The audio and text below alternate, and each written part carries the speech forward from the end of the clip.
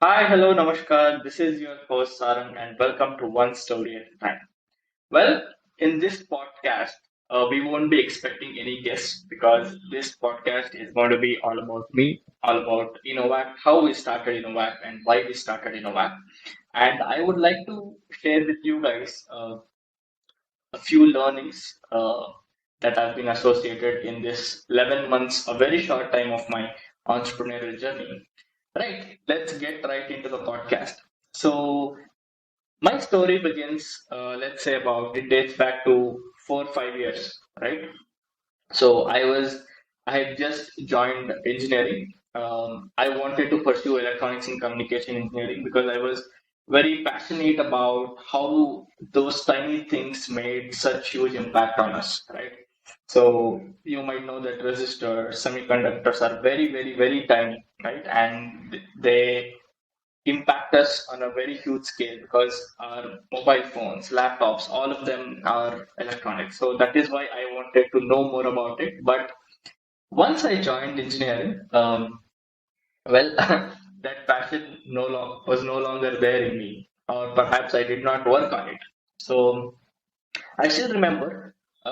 I think it was the first week of my engineering, and there was a workshop on Arduino. So Arduino is basically like something. It's basically a microcontroller which is used to do like do-it-yourself projects, right? So I had attended that workshop, and that is when I met my first mentor, Mr. Arfan.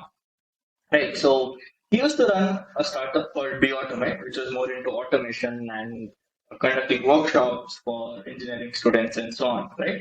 So that's when I met him, and after the end of the workshop he came, he introduced about his startup, and he told us that there was opening for interns, right?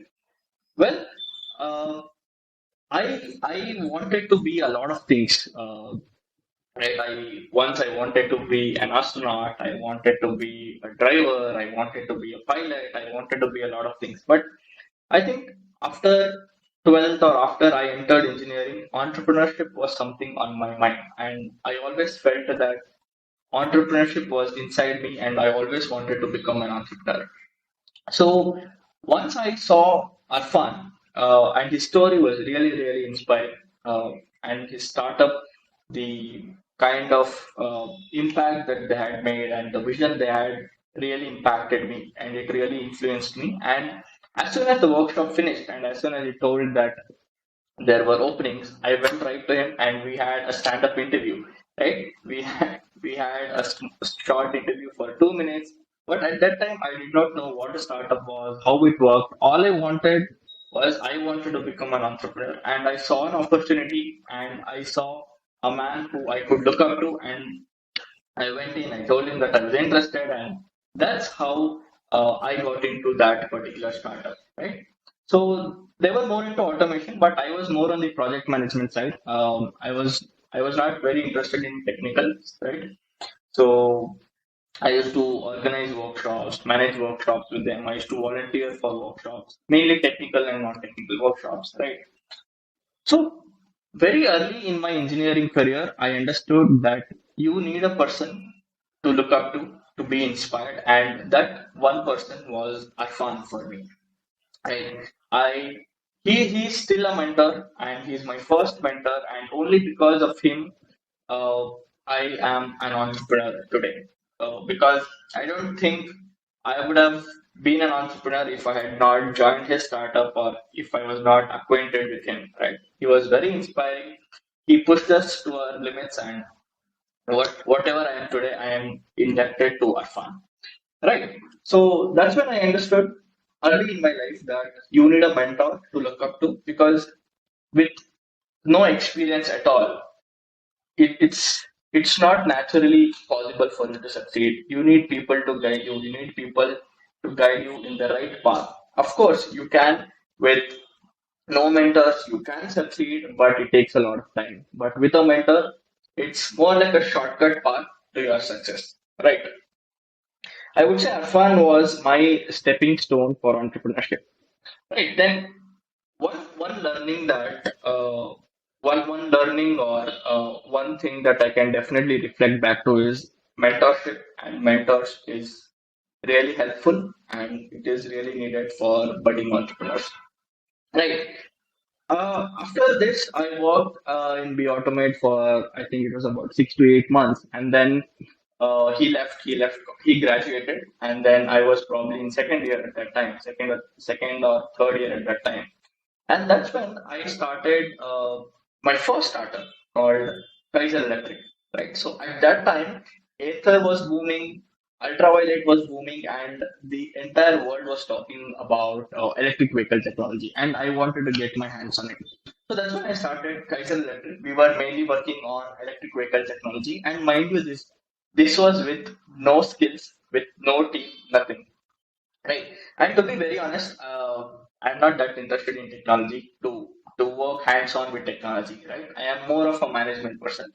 So all I wanted to do was build electric scooters. And at that time, it felt very possible because of the josh and because of the passion that I had.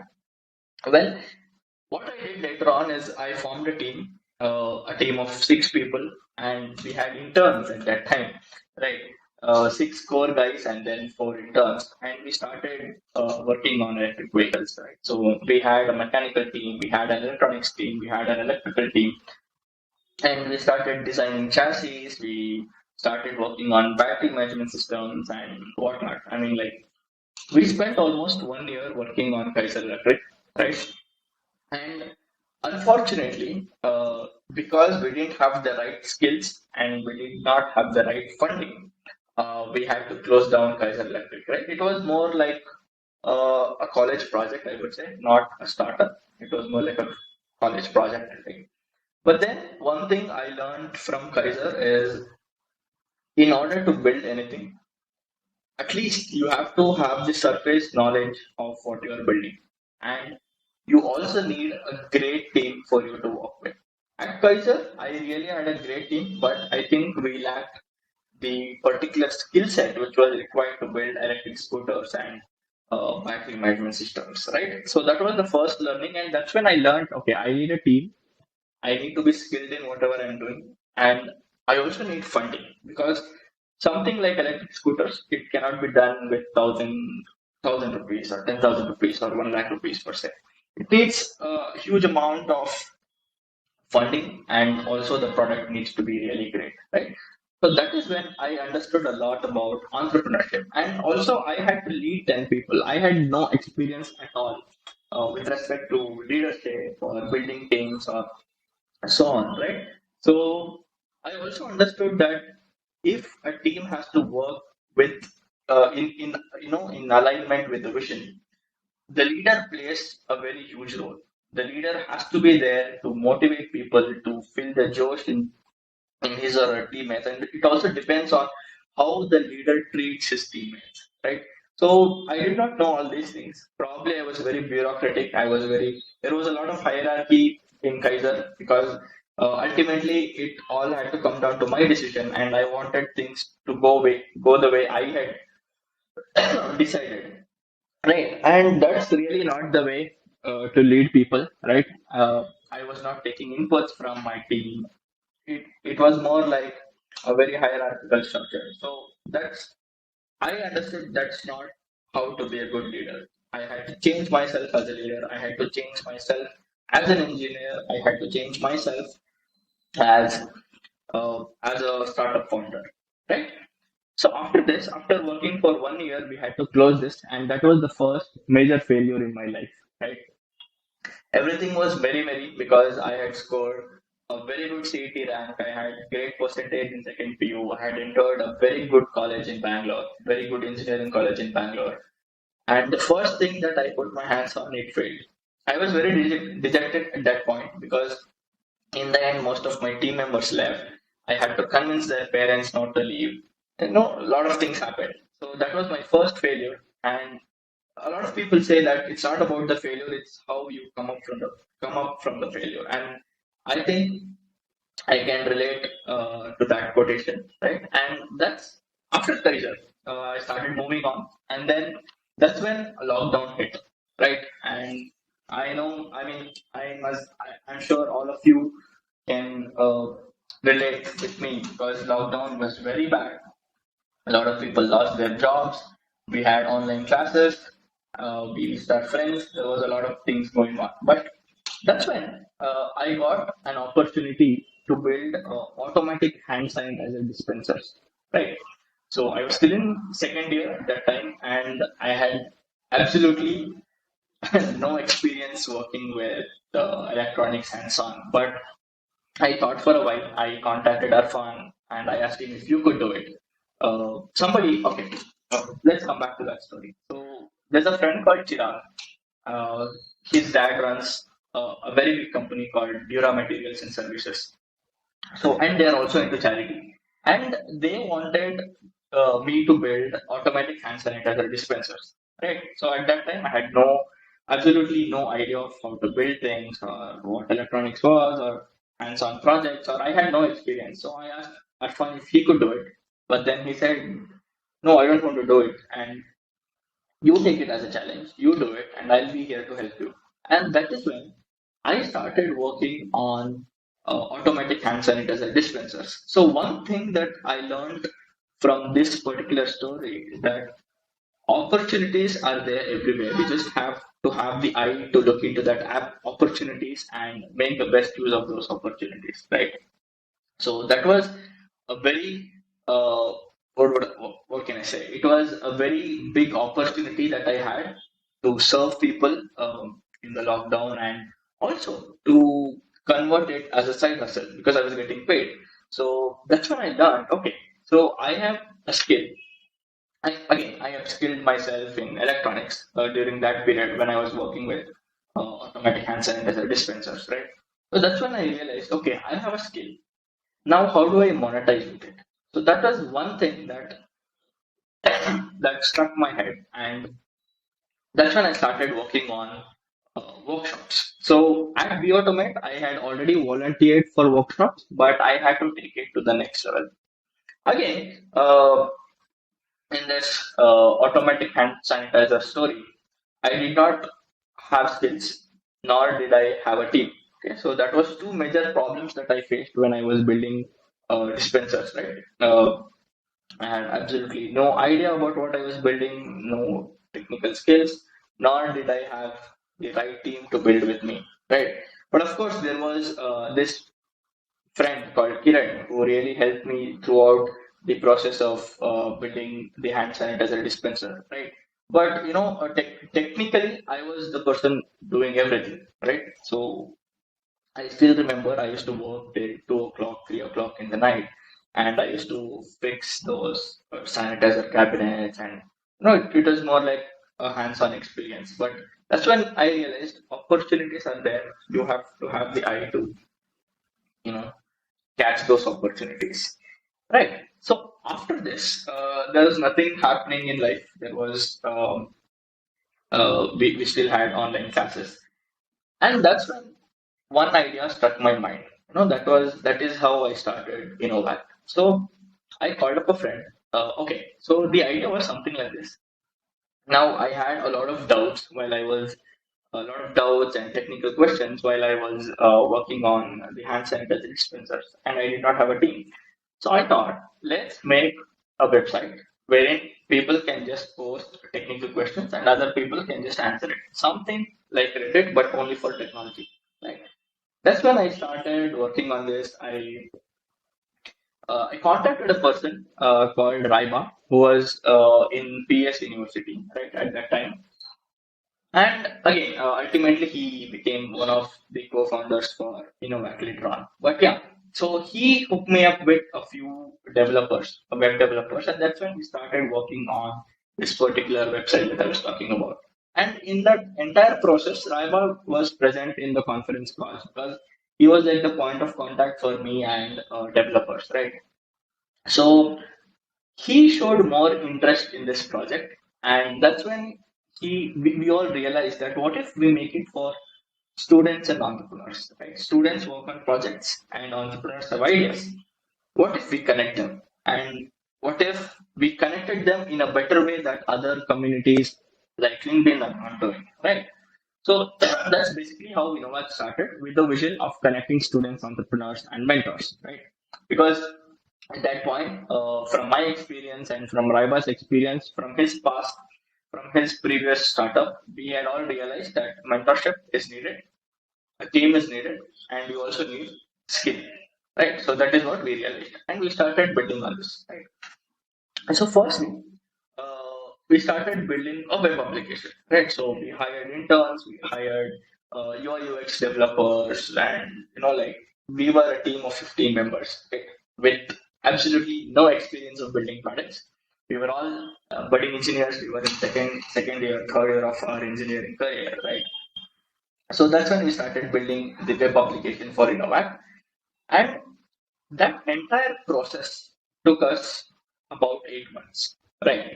I had absolutely no idea of what an MVP was. So MVP is nothing but a minimum viable product, just like a proof of concept kind of a thing. And usually MVPs are built in just 2 weeks. Right. So I had no idea about building products. I had no idea about starting up. I had no idea about scaling. Absolutely no idea about business because my parents don't have a business background, neither do anyone in my family. So now we had a very small startup. We were working on a problem that we thought was very big, right? So usually, what happens? Entrepreneurs, the only mistake that entrepreneurs make is that they think their idea is very good. But I have come to a realization that ideas are not important. The problem that you are solving with the idea is really important, right? So after a certain point, we realized that we were not sure that there was an existing problem for the product that we were building, right? So that's when we started researching more about LinkedIn, researching more about collaborations, researching more about mentorship and so on, right? So that's when I understood that LinkedIn is a huge community, but there are a lot of job seekers on LinkedIn, right?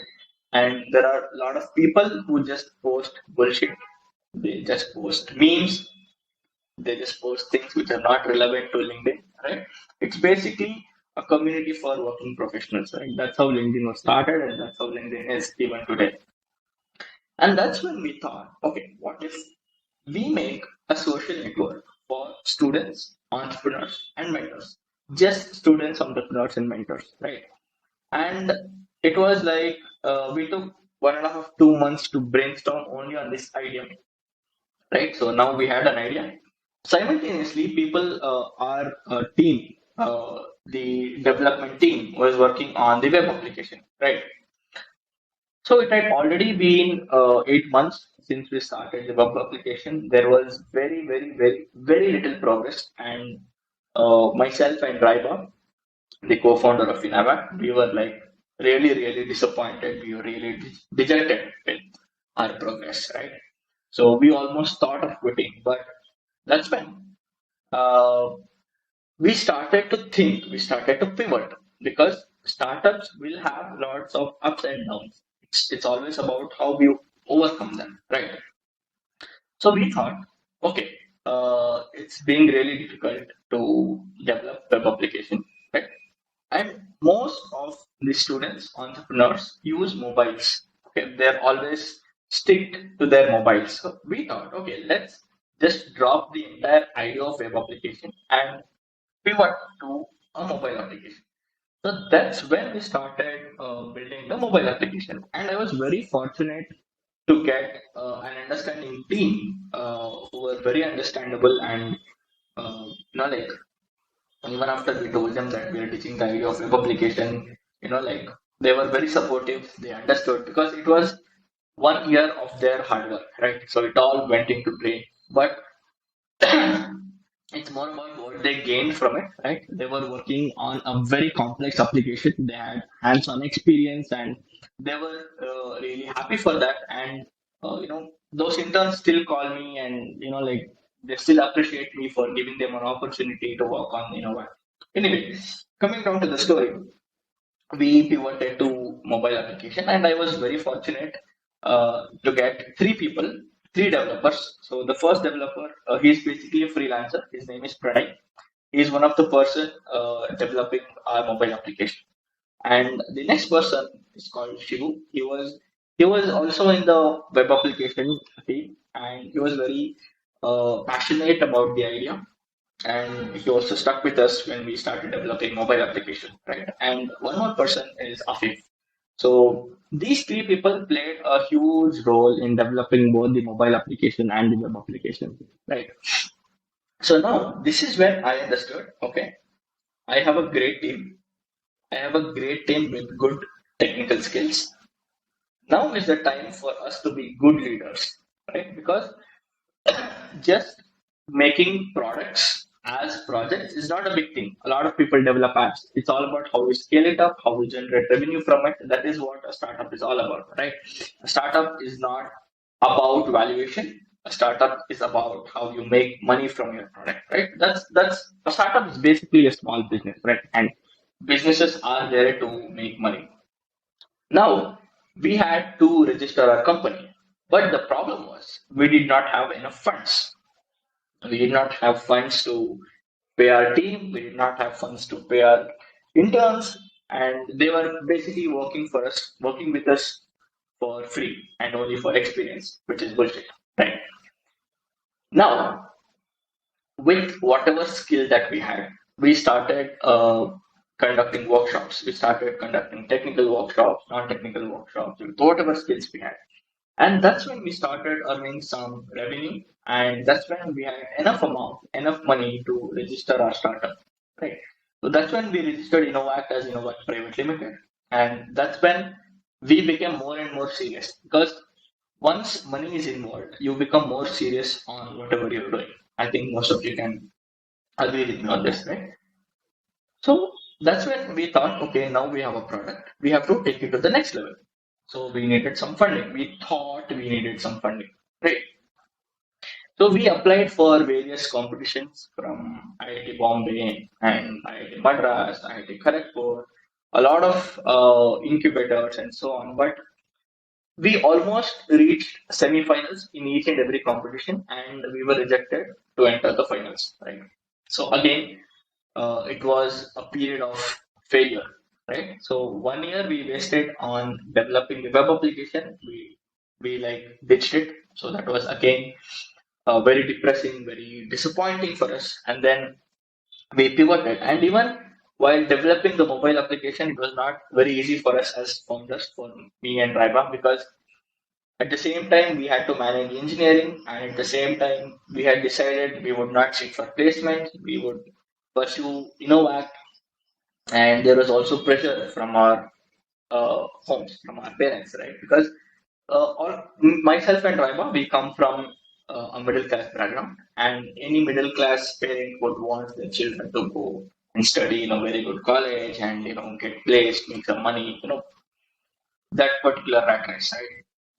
I was not very interested in that. I wanted to pursue Innovat and I basically wanted to take Innovat further with Raiva. Right. So coming back to the competitions, right? So we got rejected a lot of times, but there is something called as Elevate 100. Okay. So Arfan is someone who introduced me to uh, Elevate. So Elevate is basically an idea to POC grant. So the government of Karnataka, the government of India had this particular program and they invest up to 50 lakhs as a grant for budding startups. Right.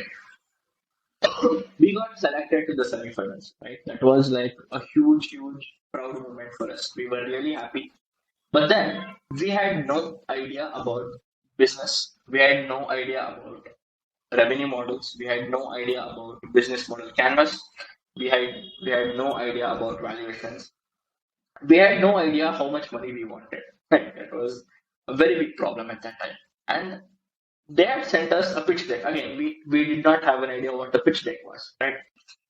So in this time, we kind of brainstormed, we were researching. Like every day, we used to sit for 1 hour research on what was BMC, what was market size, what was the pitch deck, and we used to do our homework and we spent an hour every day to do it, right? So my schedule was something like this. So from morning I had online classes, and I think all of us can agree that nobody listens to online classes, right? So I used to work on Inovact, and I used to wake up probably at 9:30, 10 in the morning, and then throughout the day I used to work on Inovact, and I used to sleep at 12 or 1, and I used to do workshops in the middle. We used to have meetings in the middle. So that was basically my routine. And just imagine I spent 3 months working on Inovact with this same routine, and imagine feeling dejected, imagine feeling rejected uh, in each and every competition you apply for. Right. Coming back to Elevate, we were into the semifinals, and that's when we realized any startup should have a revenue model, a business model, and any startup should understand their customers. Right? It's all about how you treat your customers and how your customers treat you and how they interact with the product. And it's also about investors are really uh, concentrated on the amount of return they get. So how do we present ourselves? How do we present our startup? How do we convince investors to invest in us? So that was all very important, and we had no clue about it, right? So we started building on that, and after semi, and I pitched in the semifinals of Elevate, and we got into the finals, right? We were really happy, and Elevate was like a 8 month, 8 month long competition, right? So there was a lot of waiting, there was a lot of curiosity, there was a lot of stress, pressure, and a lot of things, right? And finally, we got into the finals of Elevate, right? So out of I think about 1,500 applications, we were in the top 200 or 250 odd startups, and only 100 startups would get funded, right? So in the finals, Raiba pitched, and he pitched uh, very convincingly, and unfortunately, we did not get the grant, right? So our assumption was if we had got that particular grant of 40 lakhs or 35 lakhs, we had to fund our startup, we had to fund our team, we had to fund our product, right? So now we received an email saying we were runners up, right? Runner ups. We were runner ups, and we were not winners. So we were not in those 100 startups who got funded. So that was a very sad moment for us, and that entire period was very disappointing because we had kind of assumed that we were going to get that 10 lakhs and 10 lakhs or whatever amount it was, and we were really dejected that we did not get it, right? And that's when I realized things don't go as you plan, right? And there are no right moments. You just have to take those moments and make it right for you, right? So later on, we started pivoting again. We started doing workshops. And this time we started doing workshops on a bigger scale, right? So the ultimate idea of Inovact was to make collaborations easy for students, entrepreneurs, and mentors. So we were solving the team funding problem, and also there was another problem. So you might know that almost 18 lakh engineers graduate every day and every year, sorry. And out of them, only 50% are eligible for employment. None of them are not fit for employment, any kind of employment, any kind of technical employment. And that's when we understood, okay, there is a problem of lack of awareness for skill development. It's just that assumption that engineering students have that if they get into a very good college, they get placed for very high salaries. Yes, that is true for IITs, NITs, and tier 1 colleges, but that is not the case with tier 2 and tier 3 colleges, right? So that's why we thought we had to impact these students in a very positive way, right? We had to make sure that there was a learning culture, there was a peer to peer learning culture where students back each other, students taught each other, right? There are students club in each and every college, but we had a better idea, we had a better USP, right? So that's when we started conducting workshops on a bigger scale, right? We tied up with JSS, which is also known as SJC in Mysore. We tied up with TMS, we tied up with Dynamics Sagar, we tied up with Vidyavadeka College of Engineering. We signed MOUs with two colleges, and we were actively present in those four colleges, right?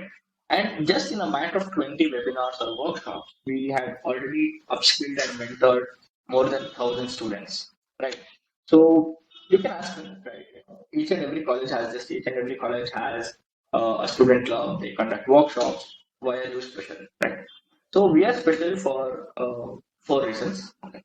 So the first reason is all our instructors are students. Okay. So this might surprise you because you might ask me a question. Okay, you are saying instructors are students, but how good are students, right? So one thing I realized is I was conducting workshops. I have personally trained more than 500 students. So I thought when I have the knowledge and when I am capable of doing it, I am sure there are going to be a lot of students just like me who are capable of teaching their peers. Right? That is when we thought they just lack a platform. Right? They just lack a platform with structured curriculum for them to teach. Right? So that's when we started something called Inovact Student Community Program. Right? So yeah, why are we special? So first reason is all our instructors are students, right? We have something called as post course assessment, right? So you might have observed after each and every workshop, mostly what happens is either you forget about what you've learned or the people who have taught you forget about you, right? There is no communication between you and the instructor, and there is no such follow up after the workshop. But we thought, okay, let's have something called as a post-course assessment so that we can understand how much the students have understood from the workshop and how good the instructor is. Right.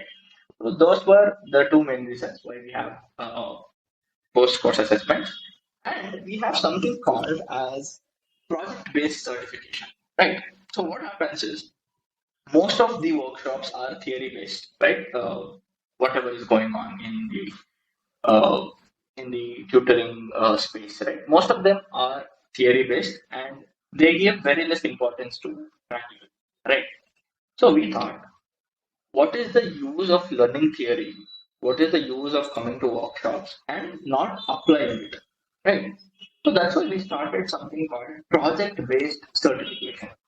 So students are mainly focused on getting certificates. We told them, okay, after the workshop, you complete a project that we give. Only upon the successful completion of the project, we give you certificates. Right. And the turnout for that was initially very disappointing because not a lot of people wanted to work on projects. But when we made them understand the importance of learning by doing, the turnout was huge. So almost 80 to 90% of students that came to our workshop started working on projects that we gave them, right?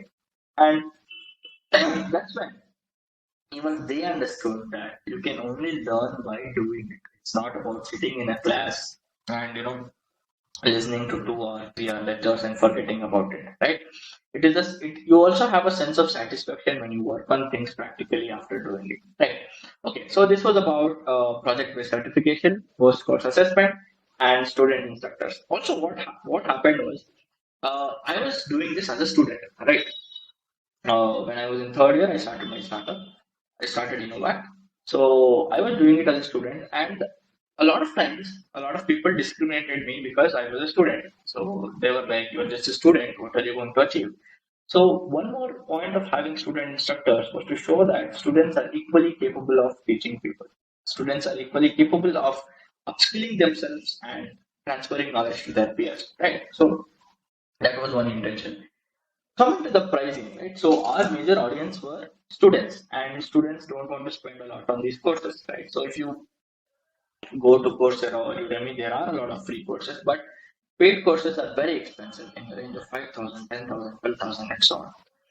So we wanted to have a very student-friendly pricing, right? So our workshops are priced in the range of 49 to 299 rupees, right? And these are 2 day, 3 day, and a week long workshops, right? So That's when we started getting more and more students. More and more students started showing interest with our workshops, right? So basically, this is why we are special than other student clubs because of how we conduct our workshops, because of who conducts our workshops, and because of how our workshops are priced. Right now, coming back to Elevate. So yeah, we did not get funding, and then we had also applied for a competition called Empress LU, which was conducted by IIT Kharagpur. Right. Again, long story short, out of 2,500 applications, we were in the top six. Right. We thought we were eligible to get funding. We thought our product was great. We thought our business model was great. Right. We had assumed a lot of things because of the experience that we had from Elevate and the validation that we had got from the judges of Elevate. Right. Now, in Empress Edu, that was in Kolkata. We went to Kolkata, myself and my co-founder Raiba. So during the competition, we had to go and pitch in front of bigger judges. So they were real investors, they were angel investors, they were venture capitalists, right? So we had to go and pitch in front of them, and it was like a 5 minute pitch. So we pitched, and uh, they were not satisfied with our product. Also, one judge told that we were not solving a problem at all, and we had absolutely no value proposition. Right? The entire day, we were really dejected. We were really disappointed, right? Because you go all the way from Bangalore to Kolkata, hoping that you are going to get funding, and investors tell you that you are not solving anything, and what we have done is, hey, just quit it and go do what you're good at. This is not for you, right? Again, a period of failure. That's when we thought, okay, let's. And again, our product was not yet launched, so we had no real validation from our users. So all the validation that we had got was only from speaking with investors, speaking with students and entrepreneurs. Right? We had no validation from our users, our customers. So that is called real validation. Right? So we launched our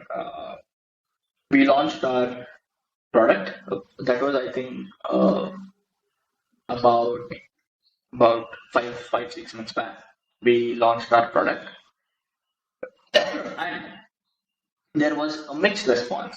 Right, we were definitely happy with what responses we were getting. Some of them were negative, some of them were positive, but the positive ones were those which really impacted us. Right, a few people were really amazed with the kind of problem that we were solving, and they were facing it, and when we gave them a solution, they were really happy with it, right? So okay, let me come down to more about what we are building and what the product is all about, right? So we have built something called Inovact Social, which is a competitive social network for students, entrepreneurs, and mentors. Only these user audiences, right? So now what happens on existing communities like LinkedIn or Discord? It's very difficult for you to find the teams to collaborate, right? It's very easy for you to get a job. It's very easy for you to hire people, right? But it's really difficult, and I wouldn't say difficult. It's very time taking for you to find a person who would be interested to work on you with a project or with an idea without any monetary expectations, right? So now this was the problem we're trying to solve. Now, on Inovac, users can find a team or join a team with just a click of a button. So that's how simple, structured, and quicker we've made collaboration, right? And yeah, so this is what we're trying to solve, and we launched it a few months back, and now we have more than 350 signups. We are trying to onboard more and more students, entrepreneurs, and mentors on the application. And yeah, it's been a very exciting journey so far. And a few things that I would like to share at this end of at this podcast was is a few learnings that I have gone through. I am not a successful entrepreneur or I have not made millions or billions to Inovact, but as a budding entrepreneur, I have faced a lot of ups and downs, and I just wanted to share those experiences with you. Right. Ultimately, what I would like to reflect back is network is your net worth, and it's about the pull that you have. It's not entirely about the network, also. It's about those people in your network on whom you have your pull, right? There might be 1,000 people in your network, but there might only be 10 people who can like instantaneously do what you want them to. So that is the pull. So that network is very important. Next thing is communication, presenting yourself, right? A lot of people hesitate to talk with other people, right? Might call it introvertness or whatever it is. But it's always good for you to communicate with people who are smarter than you, because I have learned that there are a lot of things to take away from people who are smarter than you, right? You are not smart enough, right? There are millions of people who are smarter than you, and all you have to do is learn from those smart people, right? Coming to how do you do it, right? So the first thing is just go on LinkedIn or go on Instagram or go on Inovact, find people who are smarter than you, tell them that you're working on something, you would want to have a feedback from them or you want to acquaint with them. It's very simple, and you know people are very simple. We just think that people are complex. No, we are very simple. Like, I have spoken to like thousands of mentors, not thousands. I've spoken to like hundreds of mentors and hundreds of people who want to acquaint with me, and I really enjoy talking to mentors. I really enjoy talking to people who are interested in my product, right? Because one thing is to be very selfish. You're exposing your product. You're onboarding more and more people onto your product, and also you're learning from them, right? That is very important. Next thing is your team is your asset, right? Finding people might be very difficult, but now it's very easy on Inovact. But always keep in mind that your team is your asset. And one thing that I have learned in my journey is never giving up, and also knowing when to give up, right? So I knew when to give up, Kaiser. I gave up, but I knew that Inovact had potential. Inovact has potential, and it is my responsibility as a leader, as a co-founder, to take it to such a point that I would have exhausted myself, right? So I would only be satisfied to give up Inovac once I exhaust myself, once there is no other way to take Inovac further. Until that, I want to try to scale Inovac. I want to do my best to solve the purpose Inovac was really started with, right? Next is the perseverance and the passion. For an entrepreneur, following his or her passion is really important. If you follow money or if you want to start up only because of the money, I don't think that product is really going to succeed or that person is going to succeed as an entrepreneur. If your passion aligns with the product, there are high chances, high probability that you might succeed as an entrepreneur or your product might succeed, right? Uh, Ultimately, I am doing this podcast as a reflection of my journey. Uh, who knows? This might sound very stupid 2 or 3, no, 2 or 3 years down the line, but these are a few learnings that I wanted to share from my entrepreneurial journey, and also wanted to document it because I just wanted to kind of reflect on my journey from where I have come and what I've been doing, what I've been achieving, and what I have in store to learn, right? So, to summarize the entire podcast, be open to experiences, network with smart people. You have a lot to learn from smart people. Never give up on things you like. Find a way to succeed. Also, never give up on what you're doing and also know when to give up. That is very important because a lot of people work on their startups and, like, they just keep doing, and they don't succeed in it, right? And they would have wasted a lot of time, a lot of energy, and a lot of money, right? And that might be the case with Innovent also, who knows? But at least for me, I have not come to a stage where I want to quit Inovact or where I want to give up on Inovact. But I would also recommend budding entrepreneurs to know where you have to give up. And also, the attitude matters. Uh, the attitude for an entrepreneur really matters, and it's all about having a positive attitude, having a learning attitude, and always be open to learning, right? And ultimately, your net worth is your net worth. Find the right set of people to network, and it's all about give and take. It's not about only taking from people. It's about what kind of utility you are providing to them also. Even that matters, right? So these are a few things that I wanted to share. These are a few things that I also wanted to reflect upon. I think this podcast has given me a good chance to reflect on my journey and my mistakes and my learnings. Right? And I also would like to suggest a book for CEOs or entrepreneurs looking watching this video. There's a book called The Spiritual CEO. Right? It talks about how a CEO has to be, and it talks about how spiritual CEOs are and how spiritual leaders are. Spiritual is not about religions or being religious. It's about how you treat your team. It's about the legacy you leave behind as a CEO, and it's about how you. It's just not about the financials, right? A business has more to it, right? So I would recommend entrepreneurs to read that book. It's really amazing, right? Also, yeah, books. Coming down to books. Lastly, I want to say that I have cultivated this habit of reading at least 10 pages or at least half an hour every day, and I have seen immense change in me. Right. Uh, Usually, I used to be very impatient, very restless, but after reading books, I have uh, my way of thinking and my way of analyzing things have really changed.